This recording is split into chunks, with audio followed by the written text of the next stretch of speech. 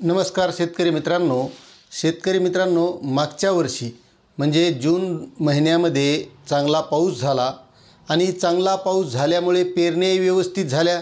प्रत्येक शेतकऱ्याची वेळेवर पेरणी झाली। शेतकऱ्यांना वाटलं की यावर्षी पाऊस हवामान खूप चांगलं आहे आणि यावर्षी आपल्याला चांगली पिकं होतील।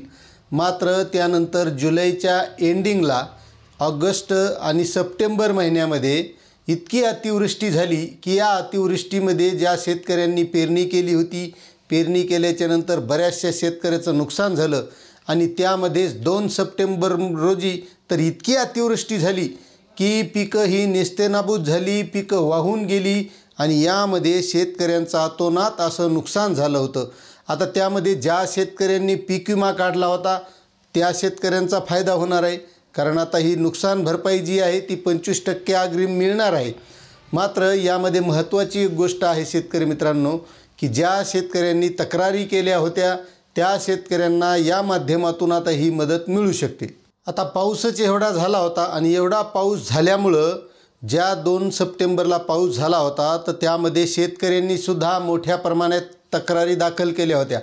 तक्रारी इतक्या झाल्या, आता प्रत्येक शेतकऱ्याला माहिती आहे की तक्रारी ह्या 25%च्या वर गेल्या म्हणजे सर्व क्षेत्राचा हा विमा मंजूर होत असतो।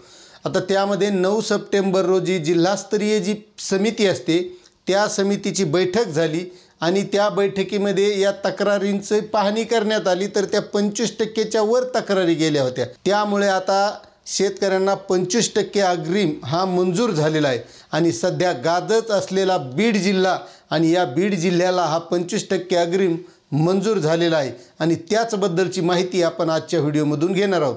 तत्पूर्वी मित्रांनो, तुम्ही जर आपल्या चॅनलवर नवीन असाल तर चॅनलला सबस्क्राईब करा, लाईक करा आणि इतरही शेतकऱ्यांना शेअर करा। आता जवळपास बीड जिल्ह्यातील 6,59,000 शेतकऱ्यांना हा 25% अग्रिम पीक विमा मिळणार आहे, कारण त्याचा सर्वे झाला होता। त्या सर्वेमध्ये हे ज्या तक्रारी आल्या होत्या त्याचं 50%च्या वर नुकसान झालं होतं, त्यामुळे हा 25% अग्रिम मंजूर झालेला आहे। आता ही बीड जिल्ह्याची जी पीक विमा संनियंत्रण समिती आहे या समितीने मंजुरी दिल्यामुळे या पीक विमा कंपनीने आता या याद्या मुख्य कार्यालयाकडे पाठवलेल्या आहेत आणि आता मुख्य कार्यालय हे जर त्यांचा पीक विम्याचा राज्य शासनाचा जो काही हप्ता आहे तो जर हप्ता आला तर लगेच ही मदत आता शेतकऱ्यांना देणार आहे, अशी ही महत्त्वाची माहिती आहे।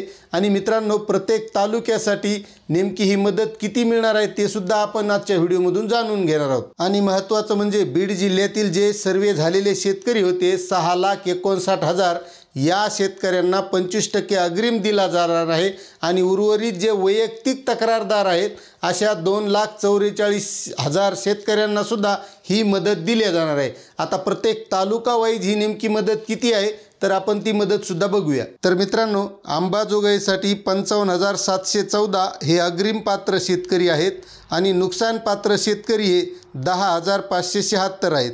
तर आष्टी तालुक्यासाठी 19,443 अग्रिम पात्र शेतकरी आहेत आणि 55,078 हे नुकसान पात्र शेतकरी आहेत। बीड तालुक्यातील 93,716 शेतकरी हे अग्रिम पात्र आहेत आणि 42,973 हे नुकसान पात्र शेतकरी आहेत। तर धारूर तालुक्यातील 38,732 शेतकरी हे अग्रिम पात्र शेतकरी आहेत आणि 5,719 नुकसान पात्र शेतकरी आहेत। गेवराई तालुक्यातील 1,53,684 हे अग्रिम पात्र शेतकरी आहेत, तर 32,935 हे नुकसान पात्र शेतकरी आहेत। त्यानंतर केज तालुक्यातील 65,593 हे अग्रिम पात्र शेतकरी आहेत, तर 25,836 शेतकरी हे नुकसान पात्र आहेत। आणि माजलगाव तालुक्यातील 65,415 शेतकरी हे अग्रिमसाठी पात्र आहेत, तर 14,093 शेतकरी हे नुकसान मदतीसाठी पात्र आहेत। तर परळी तालुक्यातील 56,616 अग्रिम पीक विम्यासाठी पात्र आहेत, तर 15,187 हे नुकसान पात्र शेतकरी आहेत। आणि पाटोदा तालुक्यातील 26,345 हे अग्रिम पीक विम्यासाठी पात्र आहेत, तर 18,118 हे नुकसानग्रस्त पात्र शेतकरी आहेत। तर शिरूर तालुक्यातील 53,002 शेतकरी हे अग्रिमसाठी पात्र आहेत, तर 18,558 शेतकरी हे नुकसानग्रस्त पात्र शेतकरी आहेत। वडवणी तालुक्यातील 31,466 शेतकरी हे अग्रिम पीक विम्यासाठी पात्र आहेत, तर 5,387 हे नुकसान पात्र पीक विम्यासाठी पात्र आहेत. तर एकूण 6,59,724 शेतकरी हे अग्रिम पीक विम्यासाठी पात्र आहेत. तर 2,44,460 हे नुकसान पात्र शेतकरी आहेत. अशी ही बीड जिल्ह्याला अग्रिम पीक विम्याची मदत मिळणार आहे. जो बीडचा पीक विमा आहे, नुकसानग्रस्त शेतकरी आहेत, या नुकसानग्रस्त शेतकऱ्यांना हा पीक विमा जर त्या कंपनीला म्हणजे आलेला असेल किंवा मिळालेला असेल राज्य शासनाचा हप्ता, तर त्यावेळेस ही कंपनी शेतकऱ्यांना पीक विमा देणार आहे.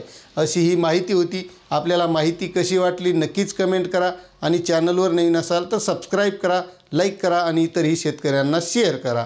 धन्यवाद.